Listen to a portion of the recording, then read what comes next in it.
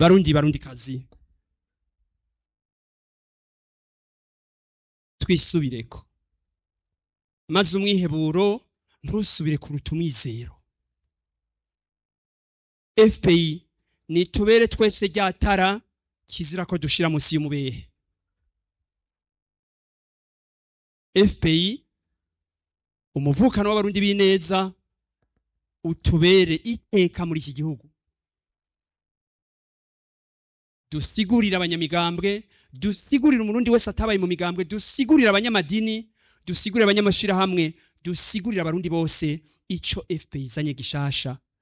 Kuduza urugero rwa politiki itari uburyarya, politiki iri gutunganya ubuzima bw'iki gihugu kugira umwana w'Uburundi amenye yava niyaja, amenye iciza n'ikibi, amenye ko murundi mwene wabo basangiye ugupfa no gukira.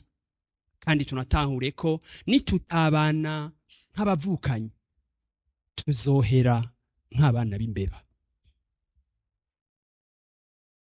Ni kuri ayo majambo murundi kazi uri kurankurikira aho uri hose mu Burundi canke mu mahanga, eka naba twakoraniye aha, nifuza kukubwira nti haguruka, itegure, ganira aho uri, maze twitegure ko ku itariki 5 tuzoja gutora abashinga amateka n'abajenama makomine, tubatore tuzi iteka ryacu, dutora abashinga ntahe, abagabo b'ubuntu, dutera iteka iki gihugu catwibarutse.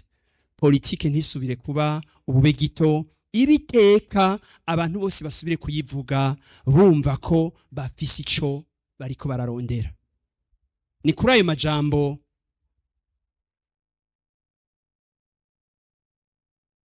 mvuze nugurura icese imyiyamamazo FPI izokora, ikazoyikorera hanini mu gushikira abantu, mu guca ku mbuga ngurukana bumenyi, kizoba ikimenyetso cyo gushika mu myaka izoza tutazosubira kubiza umunyagihugu uja ku mirimo yiwe no ku bindi ngo tumuhamagara kuzuba canke mu mvura ngo kutwumviriza, ahubwo ko abanyapolitiki aribo bazoca bugufi bagashikira umurundi kuvyakora kugira ngo bamubwire ko babizi, aho kumubwira ngo nave mu vyarimwo kugwiza umwimbu, ngo naze bamubwira abansi biwe mu gihugu, ngo naze ngo abatambire. Duhagarike iyo ngendo.